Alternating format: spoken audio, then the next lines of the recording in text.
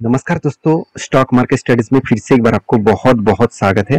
तो आज मैं फिर से आपके सामने कुछ कंपनीज के अपडेट लेके आया हूँ और आज का जो वीडियो होगा वो कुछ दोस्तों ने कमेंट्स किए थे उसी के ऊपर डिपेंडेंट करके वीडियो बना रहा हूँ। मतलब उसी के जो डिमांड था, जो स्टॉक के ऊपर डिमांड था उसके ऊपर वीडियो बना रहा हूँ और बहुत इंटरेस्टिंग होने वाला है इस वीडियो, क्योंकि मैंने खुद रिसर्च किया और मैंने खुद इस कंपनी के ऊपर ट्रेड भी लिया था और कहाँ पे ट्रेड लिया था वो मैं आपको मेंशन करूंगा और यहाँ पे कहाँ पे ट्रेड फिर से बन रहा है वो भी मैं आपके साथ शेयर करूंगा। तो इस वीडियो को लास्ट तक जरूर देखिए, बहुत कुछ सीखने को मौका मिलेगा और मेरा काम है हमेशा सिखाना। मेरा कोई ट्रेड मतलब कोई भी रिकमेंडेशन और कोई भी टिप्स देने का काम नहीं है, क्योंकि टिप्स लेना है तो आप दूसरे किसी के पास से जाकर ले लीजिए। मेरा काम है आपको सिखाना, तो सिखाते जाऊंगा और आप सीखना चाहते हैं तो मेरे साथ जुड़े रहिए। चैनल को सब्सक्राइब नहीं किया तो जरूर कर लीजिएगा और टेलीग्राम को ज्वाइन नहीं किया तो वो भी कर सकते हैं, नीचे सारे लिंक्स अवेलेबल है। तो चलो सबसे पहले देख लेते हैं कंपनी कौन सा है। देखिए, फर्स्ट जो कंपनी के बारे में डिस्कशन करूंगा उसका नाम है कोल इंडिया। मुझे कुछ दोस्तों ने कंटिन्यूअसली कमेंट्स करते जा रहे थे कि सर एक बार कोल इंडिया के बारे में डिस्कशन करिए। देखिए, कोल इंडिया के बारे में बहुत सारा चर्चे है, वो चर्चा में इस छोटे वीडियो के अंदर नहीं कर पाऊंगा। फिर भी जो जो मतलब डेटा मैं आपके साथ शेयर करूंगा वो डेटा बहुत इंपॉर्टेंट है, क्योंकि देखिए कोल इंडिया का डिमांड लगातार बढ़ते जा रहे हैं। आज इंडिया में 70% से भी ज्यादा कोल के माध्यम से ही टोटल थर्मल पावर चलते हैं। देखिए, कोल का जो डिमांड है वो सिर्फ थर्मल पावर चलाने के लिए नहीं, और भी बहुत सारी जगह पे कोल का डिमांड है। तो ज्यादा से ज्यादा थर्मल पावर इंडिया में 70% से भी ज्यादा थर्मल पावर वो कोल के माध्यम से ही चलता है, मतलब कोयला के माध्यम से ही चलते हैं। तो सोचिए कोयला का जो डिमांड है वो कितना ज्यादा है। तो आप कहेंगे सर इतनी जो हम लोगों को सुनने को मिलता है कि ग्रीन एनर्जी, सोलर प्रोजेक्ट, मतलब देखा जाए हाइड्रो प्रोजेक्ट और विंड प्रोजेक्ट, इस तरीके से प्रोजेक्ट के ऊपर काम किया जा रहा है, तो फिर भी कोल इन कोल मतलब कोल का डिमांड इतना क्यों है, इतना ज्यादा थर्मल पावर क्यों चला है?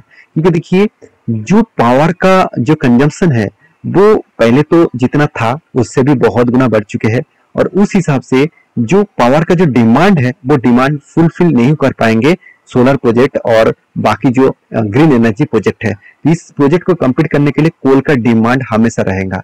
तो कोल का डिमांड हमेशा रहेगा और कोल का डिमांड, आपको लग रहा है कि कोल कल खत्म हो जाएगा, बर्बाद हो जाएगा, बंद हो जाएगा, ऐसे बिल्कुल मत सोचना। ऐसे सोचने से गलती हो जाएगा, क्योंकि मान लेता हूँ कोल का डिमांड कम होगा, फिर भी कोल इंडिया जैसे कंपनी खुद को बिजनेस को डाइवर्सिफिकेशन भी कर रहा है। जो कोयला के ऊपर डिपेंडेंट था वो धीरे धीरे करके खुद को बिजनेस को चेंज कर रहा है। वो खुद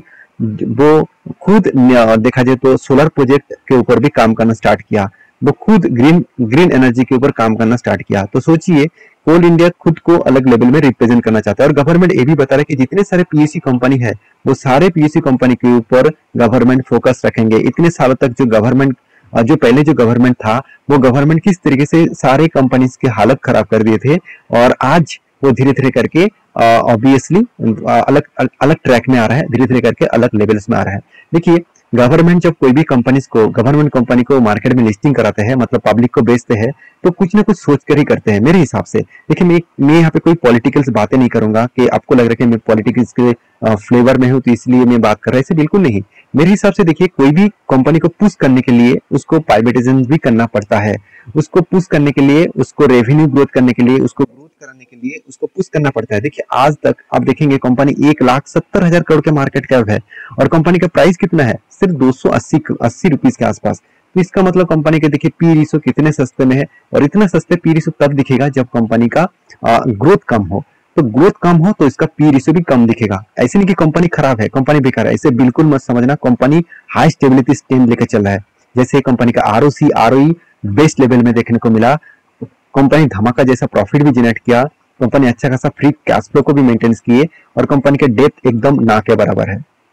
साथ ही साथ कंपनी क्वार्टरली रिजल्ट देखेंगे तो कंपनी कंटिन्यूअसली खुद का जो सेल्स है वो लगातार बढ़ाते चले गए, और कंपनी एक्सपेंस को कंट्रोल करने के बाद कंपनी लगातार एक ही रेंज के हिसाब से प्रॉफिट जनरेट करता आया। तो जो कंपनी इतना शानदार प्रॉफिट जनरेट कर रहे हैं तो उस कंपनी के तो ऊपर फायदा तो मिलेगा। उसके साथ साथ कोल इंडिया इंडिया के लार्जेस्ट एक डिविडेंड पे आउट कंपनी है। लास्ट ईयर में कंपनी 8.68% का डिविडेंड दिया। इसका मतलब आपके पास 1 लाख का शेयर था, 1 लाख रुपए निवेश किया इस कंपनी के ऊपर, तो आपको ऑलमोस्ट 8,600 मतलब रुपीज का डिविडेंड मिल चुके हैं, जो ऑलमोस्ट 8% का रिटर्न आपको मिल चुका है, जो एफडी से भी बहुत ज्यादा है। तो सिर्फ डिविडेंड नहीं मिला, कंपनी आपको रिटर्न भी जनरेट करके दिया। वो रिटर्न कितना दिया आप ध्यान से देखेंगे, कंपनी लास्ट कुछ 3 इयर्स एंड 1 ईयर्स में कंपनी 30 to 20% के आसपास रिटर्न भी दिया। और रिटर्न इसीलिए दे पाया क्योंकि कंपनी के ऊपर कुछ अपडेट्स भी आया था। वो अपडेट्स के बारे में बात करें तो ध्यान दीजिएगा, कंपनी के ऊपर कोल इंडिया इन्वेस्ट करने वाले हैं 24,000 करोड़, और वो भी किसके ऊपर 61 प्रोजेक्ट्स के ऊपर, मतलब 61 प्रोजेक्ट्स अलग अलग बनेगा जिसके ऊपर कंपनी 24,750 करोड़ के आसपास इन्वेस्टमेंट करेंगे। और लास्ट कुछ फ्यू इयर्स में, मतलब अपकमिंग कुछ इयर्स में 61 अलग अलग फास्ट जो एफएमसी जो फास्ट मिल मतलब कनेक्टिविटी जो प्रोजेक्ट है उसके ऊपर कंपनी इन्वेस्ट करने वाला है। तो सोचिए यहाँ पे कंपनी का ग्रोथ होने का चांसेस है। सेकंड जो एक अपडेट है वो भी मैं आपको दिखा देता हूँ। वो सेकंड अपडेट क्या है, मनी कंट्रोल साइट के ऊपर आया है कि coal India stock as up to 24,700 crore capex plan. तो कंपनी जो मैं अभी आपको बताया हूँ कि 24,750 करोड़ का जो प्रोजेक्ट है उसका कैपेक्स के हिसाब से बढ़ाने वाला है, कंपनी इस प्रोजेक्ट के ऊपर इन्वेस्टमेंट करने वाला है। तो सोचिए जब इस तरीके से इन्वेस्टमेंट होगा तो क्या शेयर चुप बैठेंगे? बिल्कुल नहीं ना, वो भागते रहेंगे। तो भाग कितना भागेगा वो चार्ट पर मैं आपको दिखा देता हूँ। देखिए जब से कंपनी कोविड के लेवल के बाद कंपनी आज तक पीछे मुड़ के नहीं देखा। कोविड के टाइम में इस कंपनी का प्राइस लोअर में लेवल में था, सिर्फ 100 के आसपास था, और आज कितना है 270 के आसपास। ऑलमोस्ट कंपनी आपका फंड 1.5 गुना कर दिया, 1.5x कर दिया कंपनी ने। और कंपनी का अभी जो लेवल्स बना तो ध्यान से दीजिएगा, ध्यान दीजिएगा इसको। तो एक cup with handle patterns company create किया, तो cup with handle patterns create तो हुआ मगर उसका कोई कंफर्मेशन नहीं मिला। तो cup with handle patterns create हुआ, उसके बाद देखिए ब्रेकआउट भी हो चुके हैं और ब्रेकआउट का कंफर्मेशन भी मिल चुके हैं। तो ब्रेकआउट जब कंफर्मेशन मिला तो यहाँ पे देख सकते हैं इस कैंडल के ऊपर कंफर्मेशन मिला है। तो कप विथ हैंडल पैटर्न्स को मैं आपको अगर आपको मेंशन कर दूं तो कोल इंडिया के ऊपर एक बड़ा सा टारगेट बनने जा रहा है, और वो टारगेट कितना होगा 58% के आसपास। और ऑब्वियसली देखिए इसके बीच बीच में बहुत सारे रेजिस्टेंस आएगा, इसका मतलब कभी कभी रुकेगा यहाँ पे और थोड़ा सा करेक्शन भी हो सकते हैं। तो अगर सोचिए कंपनी यहाँ पे ये जो टारगेट है अगर 1 साल नहीं अगर 1.5 साल में भी कंपनी इस तरीके से टारगेट को अचीव करे तो एक बड़ा सा टारगेट होगा, और वो भी 58% के आसपास टारगेट बनने वाला है, और इसका प्राइस होगा ऑलमोस्ट 417 रुपीज के आसपास। तो मैं ऑब्वियसली इस कंपनी के ऊपर बुलिश हूँ क्योंकि कंपनी का परफॉर्मेंस अच्छा देखने को मिला, और कंपनी के जो टॉप लेवल में है, टॉप लेवल जो हायर लेवल है उसके नीचे ट्रेड बना, इसका मतलब हायर पॉसिबिलिटी है उस लेवल को वो अचीव करेंगे। इसके ऊपर जरूर फोकस रखना। बाकी देखिए मेरा कोई रिकमेंडेशन नहीं है, मैं मेरा खुद का ट्रेड है, मैं आपके साथ शेयर कर रहा हूँ।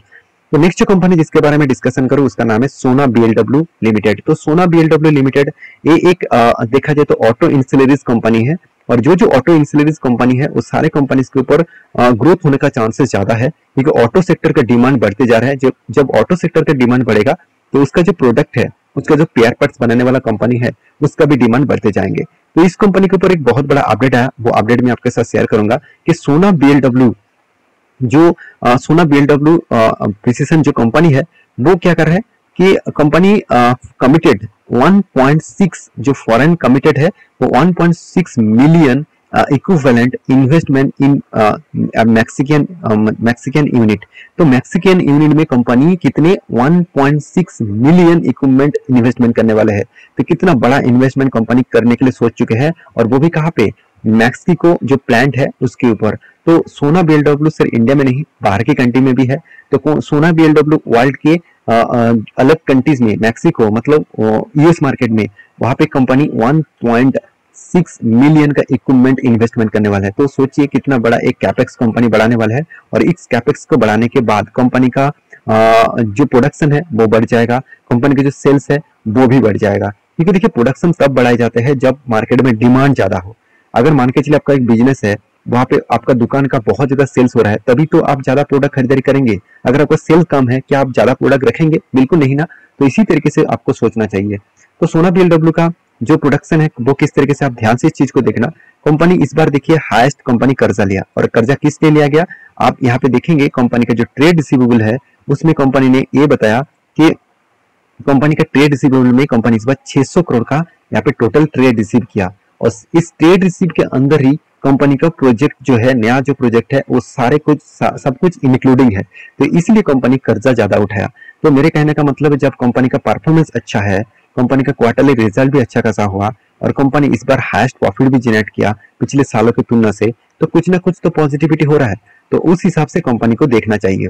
और रही बात इस कंपनी का, म्यूचुअल फंड वाले ने क्या किया, लास्ट कुछ फ्यू मंथ्स में कंपनी के ऊपर सेलअप किया, मगर उतना ज्यादा सेलअप नहीं, कंटिन्यूसली बाई तो हो रहा है तो सेलअप कम हो रहा है। तो इस हिसाब से चार्ट पैटर्न्स के बारे में बात करूं तो मैंने एक चार्ट पैटर्न आपके साथ मेंशन भी किया। वो चार्ट पैटर्न कुछ इस तरीके से है, एक शोल्डर बना, उसके बाद एक कप बना, उसके बाद फिर से एक शोल्डर बना, एक शोल्डर बना, उसके बाद एक हेड बना, उसके बाद एक शोल्डर, उस शोल्डर को यहाँ पे ब्रेकआउट करने का मैं इंतजार कर रहा हूँ।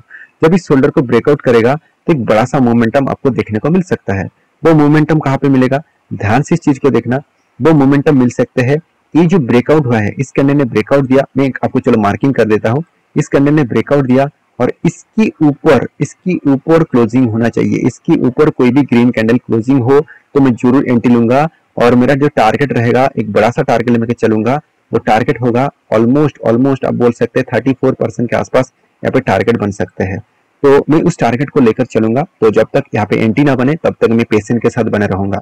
तो बाकी आपका क्या राय है मुझे जरूर कमेंट्स करना, और जब एंट्री बनेगा तो मैं टेलीग्राम में आपको अपडेट भी दे दूंगा, जाकर टेलीग्राम को चेकआउट कर सकते हैं। नेक्स्ट जो कंपनी जिसके बारे में डिस्कशन करूँ उसका नाम है बजाज हिंदुस्तान शुगर लिमिटेड। तो बजाज हिंदुस्तान शुगर लिमिटेड, इसके ऊपर बहुत सारा चर्चा मैं आपके साथ कर चुका हूँ।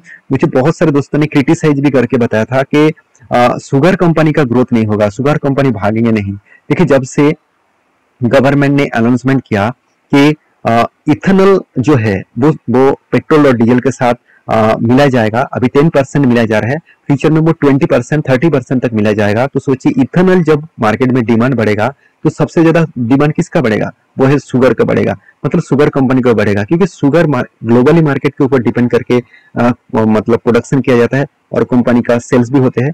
तो हिंदुस्तान जो बजाज हिंदुस्तान शुगर जो है, जब से गवर्नमेंट इथेनॉल के ऊपर फोकस रखे तब से इस कंपनी का ग्रोथ हो रहा है। क्योंकि आप सभी देख सकते हैं यहाँ पे कंपनी का जो मैन्युफैक्चरिंग है वो क्या है, शुगर है, इथेनॉल है, अल्कोहल है, इथेनॉल अल्कोहल भी है। तो इस तरीके से साथ ही साथ कंपनी जनरेशन कर रहे हैं, पावर की भी जनरेट कर रहे हैं। इस सारे प्रोजेक्ट के ऊपर कंपनी इन्वॉल्व है, तो इसका मतलब कंपनी में कुछ ग्रोथ होने का चांसेस है। तो आप मुझे कमेंट जरूर करेंगे कि सर कंपनी के ऊपर हालत तो खराब है, कंपनी का इनकम नेगेटिव है, कंपनी का प्रोमोटर के पास होल्डिंग्स कम है, कंपनी का पी रेशियो ठीक नहीं है, तो क्या उस कंपनी के ऊपर निवेश करना चाहिए? देखिए, एज ए लॉन्ग टर्म के लिए इस तरीके से कंपनी के ऊपर मैं निवेश नहीं करता। कभी भी स्विंग ट्रेडिंग बने, कभी भी शॉर्ट टर्म का ट्रेडिंग बने तो मैं जरूर इसके ऊपर ट्रेड लेता हूँ। तो ट्रेड मैंने क्यों लिया और कहाँ पे लिया वो सबसे पहले आपको समझना पड़ेगा। देखिए, लास्ट कुछ फ्यू मंथ से देखा जाए तो कंपनी सेल्स अच्छा खासा कर रहा है। ऐसे नहीं कि सेल्स नहीं हो रहा है, कंपनी के सेल्स जितना हो रहा है उससे भी कंपनी का एक्सपेंस ज्यादा हो रहा था। तो एक्सपेंस होने के बाद एक्सपेंस के बाद इंटरेस्ट भी पेमेंट करना पड़ा, क्योंकि कंपनी के पास कर्जा भी ज्यादा था। तो इसलिए कंपनी का प्रॉफिट जो है वो नेगेटिव में चला गया था। ऐसे नहीं कि हर क्वार्टर्स में कंपनी नेगेटिव प्रॉफिट जनरेट कर रहा है। कंपनी के साल भर की बात करूं तो कंपनी के ऊपर यहाँ पे भी सेल्स नेगेटिव दिखा। तो कंपनी के कौन सा पॉइंट के कारण की वजह से मैं कंपनी के ऊपर क्वांटिटी उठा चुका हूँ, वो है कंपनी का फिक्स एसेट और रिजर्व। देखिए, रिजर्व लगातार बढ़ते चले गए, कंपनी का बोरिंग्स भी बढ़ा। मान लेता हूँ कंपनी के बोरिंग्स बढ़ा, मगर पहले 10 साल पीछे चले जाएंगे तो 8,000 करोड़ का कर्जा था, वो घट के हो चुके हैं 4,000 करोड़। इसका मतलब 50% कर्जा कम हुआ। तो अगर कंपनी रिजर्व से मतलब रिजर्व को बेचकर अगर कर्जा मिटाया होता तो मैं इस कंपनी के ऊपर कभी ट्रेड नहीं करता। वो कंपनी रिजर्व को बेच के नहीं, खुद का बिजनेस करके वो पैसे को रिजर्व को मिटाया है। तो इसका मतलब एक स्टेबिलिटी है मैनेजमेंट के ऊपर, उस मैनेजमेंट के हिसाब से आपको पॉजिटिवली सोचना चाहिए। तो कंपनीज के ऊपर जो चार्ट पैटर्न्स बना है वो चार्ट पैटर्न्स मैं आपके साथ शेयर करूं तो ध्यान से इस चीज को देखना। तो यहाँ पे कप विथ हैंडल पैटर्न्स बना था, तो एक कप विथ हैंडल पैटर्न बना और उस पैटर्न में एक ब्रेकआउट शानदार तरीके से हुआ और उसके बाद यहाँ पे टारगेट अचीव हुआ कितना, 42% के आसपास। और ये टारगेट अचीव होने के पीछे कारण भी है, क्योंकि कंपनी की जो प्रीवियस हाई है, मैं अगर प्रीवियस हाई के बता दूं तो प्रीवियस जो इसका हाई है, स्ट्रॉन्ग जो हाई है, उसके नीचे एंट्री बना था। उसके नीचे जब एंट्री बनते हैं तो हायर पॉसिबिलिटी है उस टारगेट को वो इजीली अचीव करेंगे। तो बाकी लिखिए, अभी फिलहाल के लिए मैं कोई भी एंट्री नहीं लूंगा, क्योंकि फिलहाल के लिए कोई भी ट्रेड नहीं बना है। जब ट्रेड बनेगा तो मैं फिर से आपके साथ शेयर करूंगा। और आपने अगर ये जो ट्रेड मैंने आपको वीडियो बना के या इस लेवल में बताया था, अगर उस टाइम आपने भी इस वीडियो को देखा था तो मुझे जरूर कमेंट्स करके बताना। तो नेक्स्ट जो कंपनी है जिसके बारे में डिस्कशन करूं उसका नाम है, आप देखेंगे तो लंसर कंटेनर्स लिमिटेड। तो लंसर कंटेनर्स लाइंस लिमिटेड एक कंटेनर बिजनेस करने वाला कंपनी है, छोटा सा कंपनी है, 1600 करोड़ के आसपास है। तो इस कंपनी के ऊपर मैं जरूर कहूंगा आप अभी से फोकस रखिए। छोटा सा कंपनी है, फिर भी कंपनी धमाका करने का मतलब कैपेबिलिटी रखते हैं, क्योंकि कंटेनर का जो डिमांड है फ्यूचर में ज्यादा से ज्यादा बढ़ने वाला है, क्योंकि बहुत सारे कंपनीज इंडिया में आकर खुद का मैन्युफैक्चरिंग हब बनाने वाला है। जब मैन्युफैक्चरिंग हब बनेगा तो वो सारे प्रोडक्ट बाहर की कंट्रीज में वो एक्सपोर्ट करेंगे। जब एक्सपोर्ट बढ़ेगा तो इंडिया का इकोनॉमिकली ग्रोथ होगा और कंटेनर का भी डिमांड बढ़ेगा। तो ऑब्वियसली इस कंपनी के ऊपर फोकस रखना चाहिए। बाकी आप समझदारी से काम लेंगे तो अच्छा ही होगा। कंपनी यहाँ पे देखिए बोनस का अनाउंसमेंट किया, कंपनी 22 तारीख को हर एक शेयर में 2 शेयर बोनस के हिसाब से देने वाले हैं। तो एक प्लस पॉइंट के हिसाब से आप जरूर इस कंपनी के ऊपर सोच सकते हैं। स्टडी करिए, उसके बाद काम करिए। तो ये वीडियो टोटली एजुकेशन पर्पस में था, कोई भी मेरे तरफ से बाय एंड सेल का रिकमेंडेशन नहीं था। तो प्लीज किसी भी कंपनी के ऊपर काम करना है तो उसके ऊपर एक बार स्टडी करके ही काम करिए। मिलते नेक्स्ट वीडियो में, तब तक के लिए अच्छे से रहिए, अपने ख्याल रखिए। धन्यवाद।